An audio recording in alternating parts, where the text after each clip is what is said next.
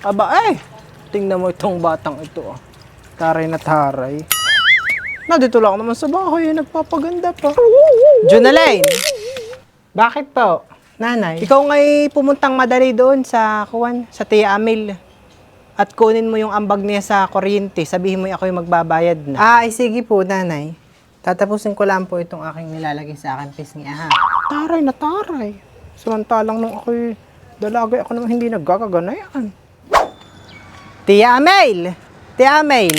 Ay, pinapakuha po ni Nana yung pong ambag mo daw po sa kuryente at siya daw po'y magbabayad na. Ay sabihin mo sa nanay mo. Ay, ako'y wala pang pera. Ay, siya'y magbayad na lang ng kuryente sa isang araw. At ako lang ay may iniintay na release. Ay, sige po, Tia Amel. At sasabihin ko na lang po kay nanay. Nanay, ay sabi ni Tia Amel, ay siya daw po'y wala pang perang pang-ambag sa kuryente. Ay sa isang araw ka na daw po magbayad at siya daw ay may iniintay na release. Ikay bumalik doon. Sabihin mo hindi aring sa isang araw pa ako magbabayad ng kuryente at mapipinaltihan. Ay sige nanay, at ako'y babalik kay Tia Amel.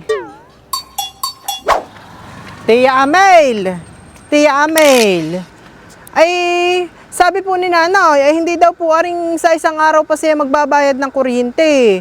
At Judith na daw po ay mapipinaltihan. Ay ganito Sabihin mo sa nanay mo ay hayaan na munang mapinaltihan. Magpapinalti na muna. At ako nang bahalang magbayad ng penalty. Idadagdag ko na lang doon sa ambag ko sa kuryente. Ay sige, Tia Amel. Sasabihin ko uli kay nanay. Nanay, ay sabi naman ni Tia Amel ay magpa-penalty ka na daw at siya na lang ang magbabayad na yun. Ay! Hindi ari. Ikay bumalik uli doon sa Tia Amel mo. Sabihin mo ay hindi aring magpa-penalty at sasama ang record. Baka pati mga putulang. Ay babalik uli doon kay Tia Amel. Ako naman nanay napapagod na. Ikaw na lang kaya ang pumunta doon at nang kayo magkausap.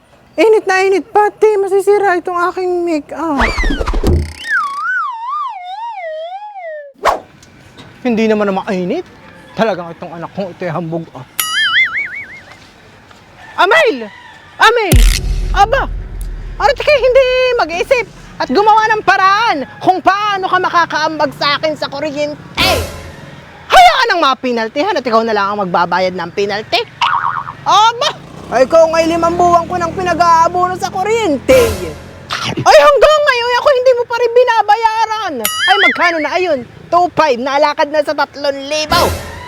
Maya ka naman, Amel. Kung hindi ka lang kapatid ng asawa ko, ay ka hindi ko pa sasaksakin. Murang-mura na nga lang ng singil ko sa iyo at 500 na lang kada buwan. Kahit lang kayo malakas kumonsumo sa dami ng inyong appliances at anake, pati CR ninyo may aircon. Ay walang problema sa akin. At kayo naman ay aming kamag-anak. Ay pagka naman mga kagaya ninyong abusado ang pinasasaksak ay sino namang hindi tatama rin. Hala nga, mag-isip ka ng paraan, Amel, kung paano ka makakaambag sa akin kapag ako'y walang natanggap sa iyo hanggang bukas ng alas 8 ng umaga ay tayo magpasensyahan. Hugutin ko ang saksak! Sige! Hugutin mo! Akala mo ba ako'y natatakot sa iyo? Hugutin mo! Humanda ka sa asawa mo. Nakita kita. Kasama mo yung kumpare mo. Magkapatong kayo. May hinuhugot sa iyo. Hindi! Kung na pala hugutin ang saksak. Kung ikaw ay wala pang pangambag sa kuryente, ay okay lang.